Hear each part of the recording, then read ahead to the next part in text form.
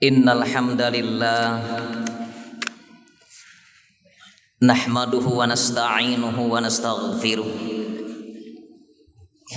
wa na'udzu billahi min sururi anfusina wa min sayyiati a'malina may yahdihillahu fala mudhillalah wa may yudlilhu fala hadiyalah. Ashhadu an la ilaha illallah wahdahu la syarikalah wa ashhadu anna Muhammadan abduhu wa rasuluhu man la nabiyya ba'dah. Allahumma salli wa sallim wa zid wa barik ala habibinal karim sayyidina wa maulana Muhammadin wa ala alihi wa sahbihi ajma'in. Faya ayuhal hadirun usikum wa nafsi bitaqwallah wa ta'atih wa la tamutunna illa wa antum muslimun. Faqala ta'ala fi kitabih a'udzu billahi minasy syaithanir rajim. Bismillahirrahmanirrahim.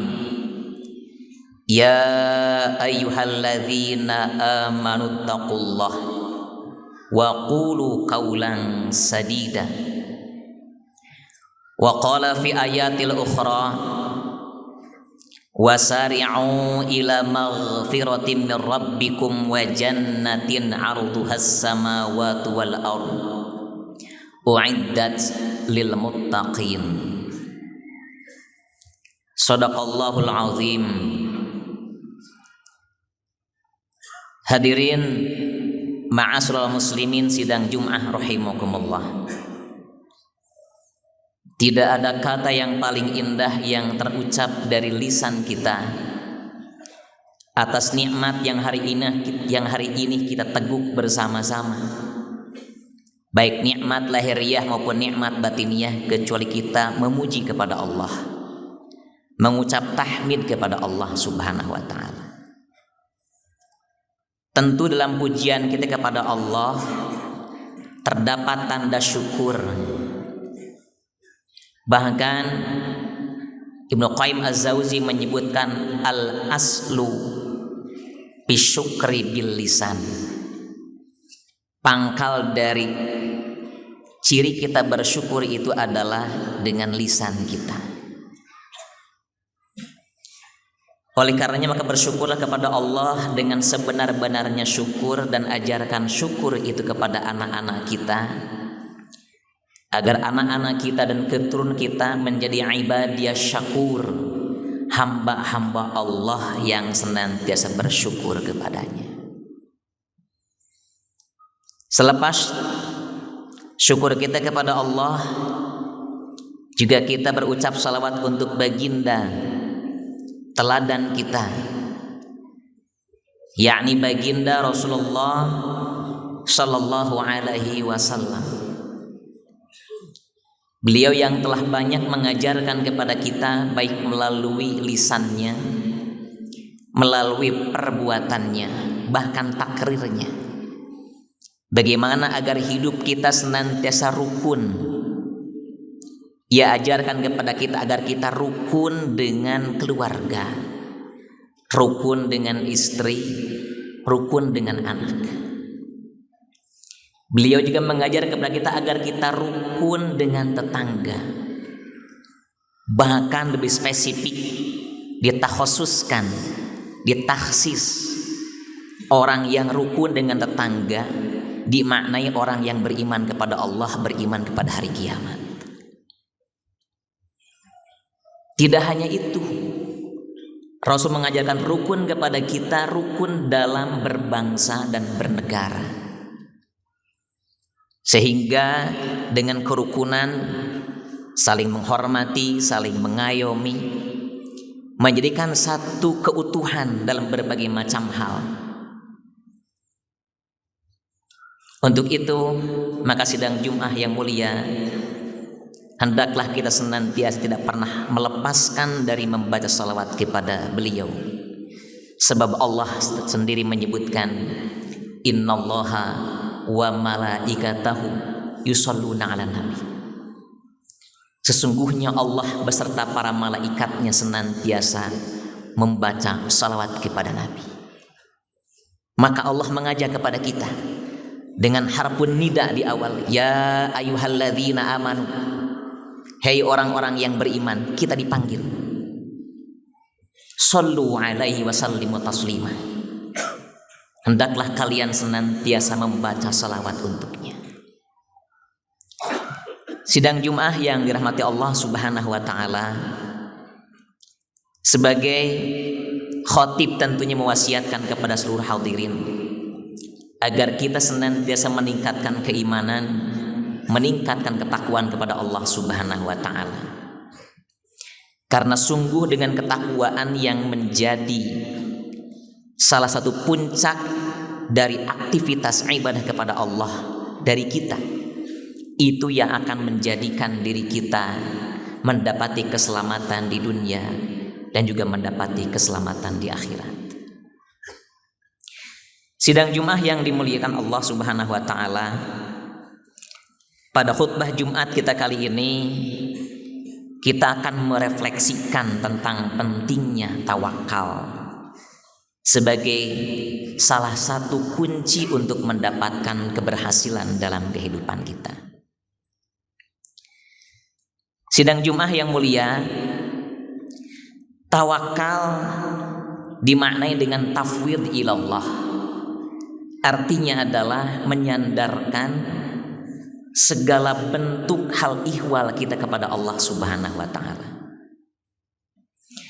Dalam artian bahwa setiap manusia memiliki ketentuannya masing-masing, memiliki takdirnya masing-masing. Bahkan dalam tafsir Ruhul Ma'ani jilid yang jilid yang ke-28 halaman 125 disampaikan di situ bahwa yaj'alullahu qadra qabla wujudihi. Allah menentukan takdir sebelum menjadikan orang tersebut. Artinya bahwa setiap orang sudah ada ketentuannya masing-masing. Sehingga di sini hidup kita berada dalam ketentuan yang telah Allah catatkan buat kita. Atas hal itu, maka sidang Jum'ah yang dimuliakan oleh Allah Subhanahu wa ta'ala, tafwid dimaknai adalah menyandarkan segala hasil usaha yang telah kita lakukan kepada Allah Subhanahu wa ta'ala. Imam Al-Ghazali menyebutkan dalam Ihya Ulumuddin, menurut beliau yang dimaksud dengan tawakal itu adalah penyandaran hati hanya kepada Allah Subhanahu wa ta'ala semata. Tetapi dimaknai bahwa penyandaran hati kita kepada Allah bukan dimaknai penyandaran yang pasif, tapi dimaknai sebagai penyandaran yang aktif. Artinya bahwa ketika kita melakukan berbagai macam hal yang menjadi kebutuhan kita, alat untuk mendapatkan kehidupan kita, setelah kita berusaha, maka kita cantelkan semua hasilnya hanya kepada Allah Subhanahu wa ta'ala. Sehingga tidak dimaknai bahwa karena Allah telah memberikan takdir kemudian kita diam tanpa berusaha, diam tanpa mencari cara. Kadang-kadang sebagai manusia kita mencemaskan akan hal-hal yang akan terjadi di masa yang akan datang, baik untuk diri pribadi kita, baik untuk keluarga kita, bahkan untuk anak-anak kita. Kadang kita merasa khawatir apa yang akan terjadi di masa yang akan datang. Kita merasa terganggu pikiran kita apa yang akan didapati oleh keturunan kita di masa yang akan datang. Tawakal adalah obat untuk hal itu. Mengobati daripada angan-angan atau kekhawatiran yang terlalu berlebihan terhadap hal-hal yang masih dalam rahasia Allah Subhanahu wa taala. Untuk itu maka sidang Jumat rahimakumullah, Allah Subhanahu wa taala menyimpan di dalam Al-Qur'an satu kisah yang sangat panjang. Kisah Nabi Yakub beserta keluarganya. Di mana kisah Nabi Yakub ini hampir diceritakan dari awal sampai akhir. Kalau dalam ilmu kesastraan Arab itu, semua unsur-unsur yang terdapat dalam nilai-nilai jamaliyah, nilai-nilai seni dalam kisah itu terdapat dalam kisah keluarga Nabi Yakub alaihissalam. Karena beliau sejak mulai sebelum dilahirkan sudah dibicarakan namanya oleh para malaikat yang datang ke rumah Nabi Ibrahim alaihissalam singgah, sedangkan Nabi Ibrahim belum memiliki anak, belum memiliki keturunan. Maka malaikat Jibril menyampaikan isyarat kepada Nabi Ibrahim alaihissalam dari malaikat Jibril itu bahwa nanti akan datang, nanti akan lahir dari sulbi engkau, yaitu Nabi Yakub alaihissalam. Sidang Jumat yang dimuliakan oleh Allah Subhanahu wa taala, kisah Nabi Yakub dimulai ketika putranya Nabi Yusuf alaihissalam mendapati mimpi kenabian atau mimpi nubuah. Beliau menyampaikan, inni ra'aitu ahada asyara kawkaba wa syamsa wal qamara ra'aituhum li sajidin. Wahai bapakku tercinta, kata Nabi Yusuf alaihissalam masih kecil dalam usia 12 tahun, dalam tafsir Ibnu Ashur, tafsir At-Tahrir, dalam usia yang ke-20 tahun, maaf ke-12 tahun, beliau mendatangi ayahnya kemudian menyampaikan isi mimpinya itu. Awalnya Yusuf kecil ini tidak ingin menyampaikan informasi mimpi itu, tapi karena mimpi itu berulang-ulang didapati, maka perasaan dalam hatinya ingin menyampaikan kepada ayah kira-kira apa mimpi itu. Kalimah yang disebutkan inni ra'aitu menggunakan fi'il madi di situ, tanda lampau, mengindikasikan bahwa pada awalnya Nabi Yusuf enggan menceritakan ini, enggan menyampaikan mimpi itu kepada ayahnya. Tetapi karena gejolak jiwa, apa sebetulnya mimpi itu, maka beliau mengatakan, ya abati inni ra'aitu ahada asara kawkaba wa syamsa wal qamara ra'aituhum li sajidin. Wahai ayahku tercinta, aku melihat ada 11 bintang, 1 matahari, 1 bulan, semuanya sujud kepadaku. Nabi Yakub alaihissalam sebagai sosok nabi, tentu sebagai orang yang sangat paham terhadap tafsir mimpi, melihat ada potensi yang terdapat di diri anaknya itu. Maka Nabi Yakub pun kemudian menginformasikan kepada beliau supaya tidak menceritakan isi mimpinya itu kepada saudara-saudara yang 11-nya. Kenapa? Karena ada kata-kata 11 bintang, dimaknai itu adalah 11 saudara terbesarnya.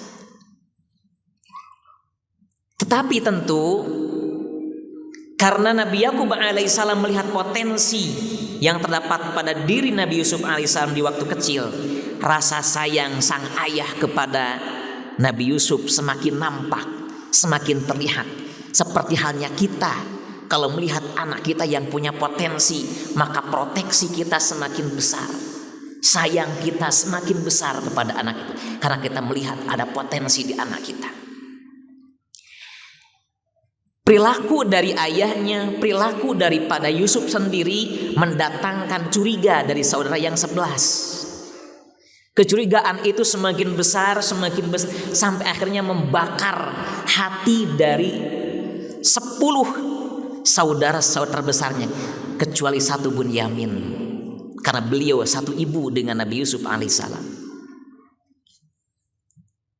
Rasa cemburu yang semakin besar ini akhirnya yang asalnya hanya diskusi-diskusi kecil berubah menjadi sebuah makar yang akan dibuat oleh anak-anak Nabi Yakub kepada Yusuf ini. Tentu kisah-kisah Al-Quran tidak diambil secara dzatiyah, tidak diambil secara makna fisik, tapi yang diambil adalah i'tibar atau takbir, pelajaran. Setan menggoda kepada anak yang 10 Nabi Yakub itu sampai akhirnya kemudian membuat makar dan dia mendatangi ayahnya untuk membawa Nabi Yusuf bermain-main di tempat gembalaan dia. Dalam makar yang ia rencanakan awalnya, uqtulu Yusuf awitrahu arda yakhluqakum wajhu abikum. Pada awalnya mereka yang 10 itu berdiskusi, sudah saja kalau begitu Yusuf kita bunuh saja. Kalau nggak dibunuh kita buang ke tempat yang sangat jauh supaya nggak bisa pulang, supaya cinta ayah kita kembali kepada kita. Setelah mereka menyepakati, ternyata ada satu orang yang mengatakan, la taqtulu Yusuf, jangan kau bunuh Yusuf. Sudah saja Yusuf buang saja kepada Jub, kepada sumur yang di situ tuh yang kita tahu sering dilewati oleh orang-orang yang musafir sambil ngambil air. Siapa tahu musafir itu mengambil Yusuf sehingga dia jauh dari orang tua kita. Ternyata pendapat yang kedua ini yang kemudian diambil oleh saudara-saudara Yusuf yang 10 itu. Tibalah di hari esok, ia membicarakan kepada ayahnya, meminta ayahnya untuk memperkenankan Yusuf supaya bisa ikut dengan mereka ke tempat gembalaan tersebut. Tetapi ternyata Yakub melihat sorotan mata dari ke-10 anaknya itu berbeda. Ada yang berbeda.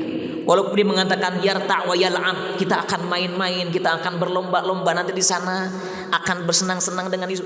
Dia melihat di mata, sorot mata ke-10 anak itu ada yang berbeda. Maka Nabi Yakub pun tidak melepaskan di awalnya, tetapi karena 10 anak itu terus menggodanya, terus merayunya, akhirnya Nabi Yusuf pun dilepaskan. Sampai yang terjadi, Nabi Yusuf dibawa ke tengah hutan, kemudian dipersekusi, kemudian juga dihina-hina, dimaki-maki, bajunya dilepas. Setelah bajunya dilepas, kemudian dia dilemparkan ke sebuah sumur di tempat yang sudah direncanakan tersebut. Pikiran dari anak-anak yang ke-10 itu, bagaimana kemudian kita akan menyampaikan ini kepada ayah kita, bahwa Yusuf sudah tidak ada.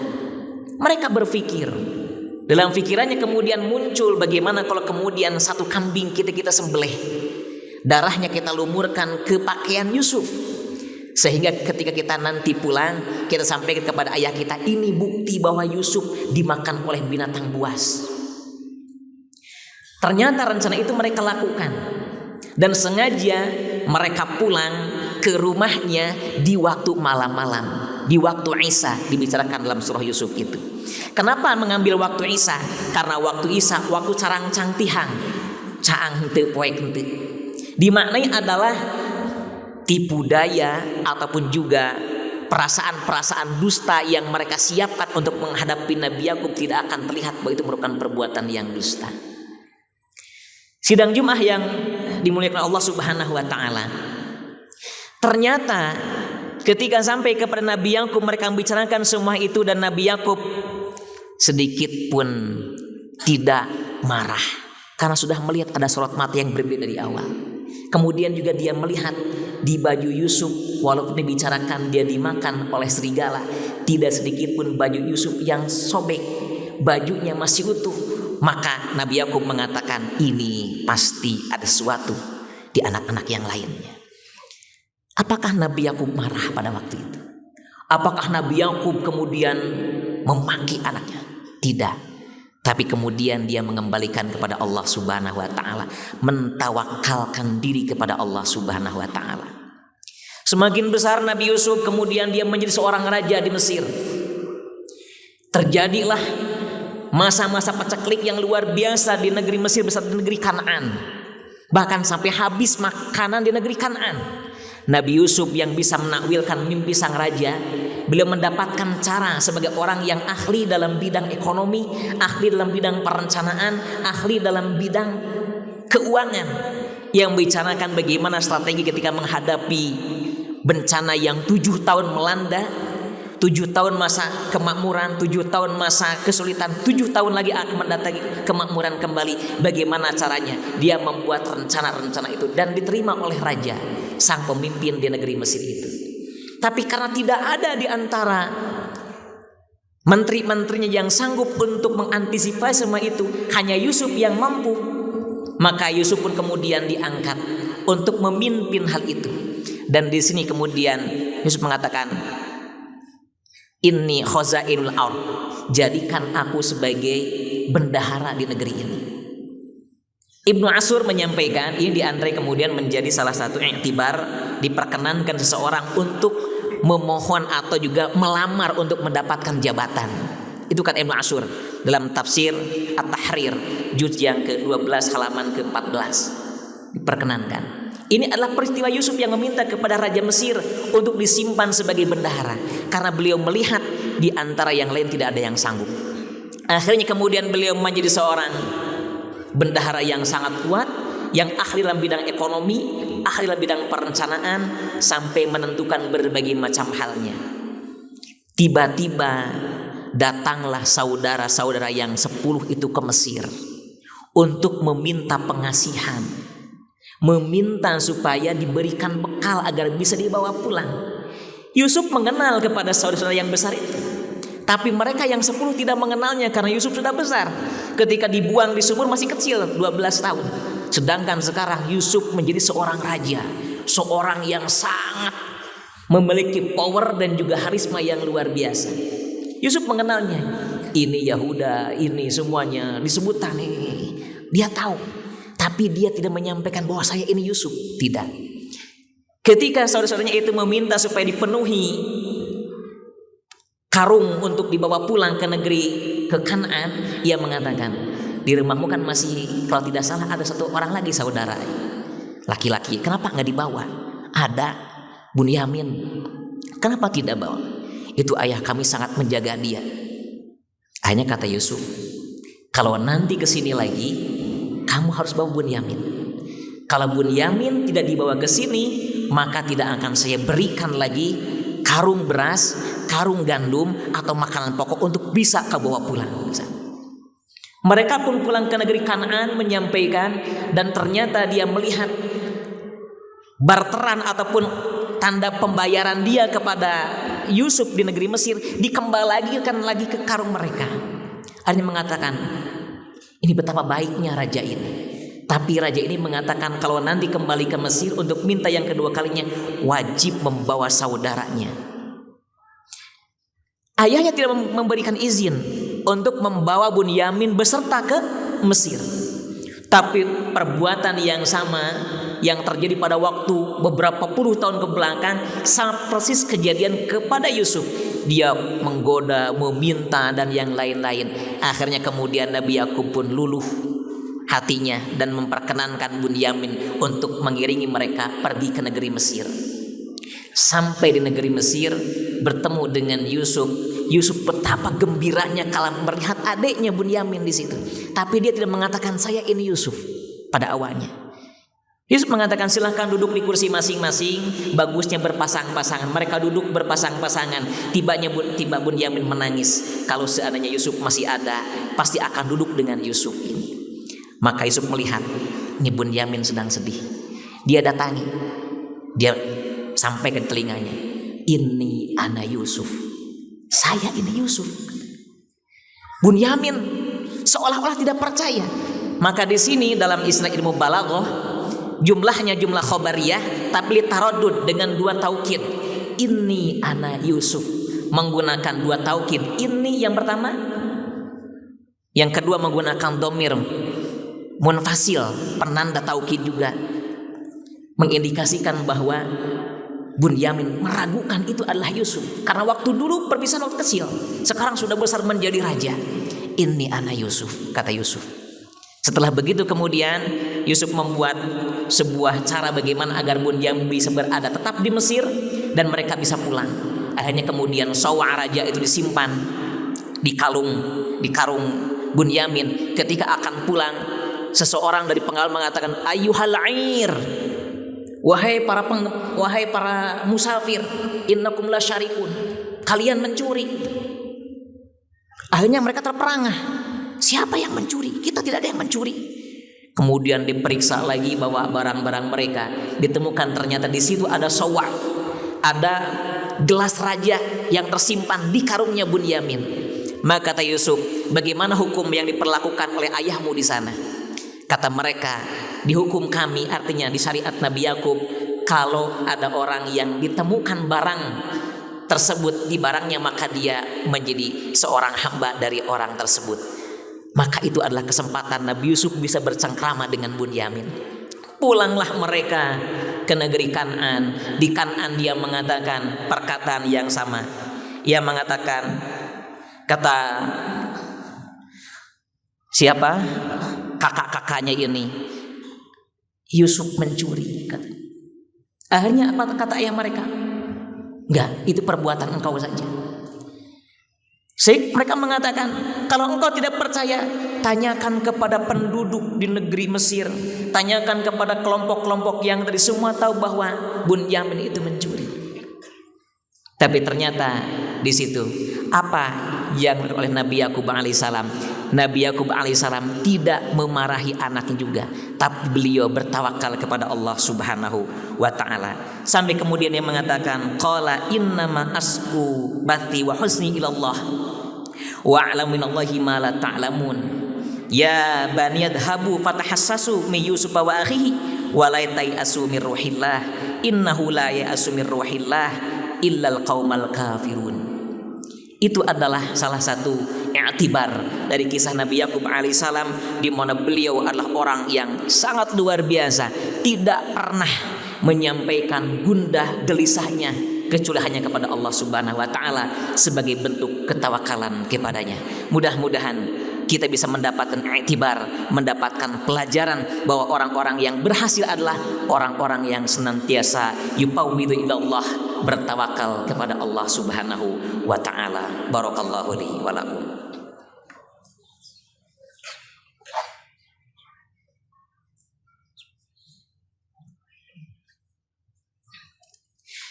Alhamdulillah, alhamdulillahi rabbil alamin. Assalatu wassalamu ala asrafil anbiya'i wal mursalin wa ala alihi wa sahbihi ajma'in. Asyhadu an la ilaha illallah wahdahu la syarikalah wa asyhadu anna Muhammadan abduhu wa rasuluh. Allahumma shalli ala Muhammadin wa ala alihi. Fa ya ayyuhal hadirun, usikum wa nafsi bi taqwallah wa ta'atih wa la tamutunna illa wa antum muslimun. Faqala ta'ala fi kitabih, a'udzu billahi minasyaitonir rajim. Bismillahirrahmanirrahim. Innallaha wa malaikatahu yusholluna 'alan nabi ya ayyuhalladzina amanu shallu 'alaihi wa sallimu taslima. Allahumma shalli ala sayyidina Muhammadin wa ala alihi wa sahbihi ajmain. Amin. Allahumma ighfir lil muslimina wal muslimat wal mu'minina wal mu'minat. Allahumma aqdi hajatana wa balligh muradana wa hasil maqasidana wa yassir umurana wa tawil a'marana wa barik fima a'taitana wa adkhilna jannata bi rahmatika ya arhamar rahimin.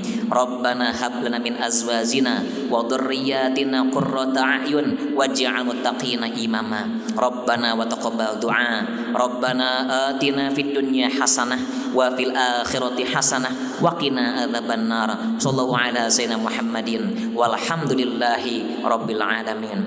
Ibadallah, aqulu qawli hadza wa aqimis shalah.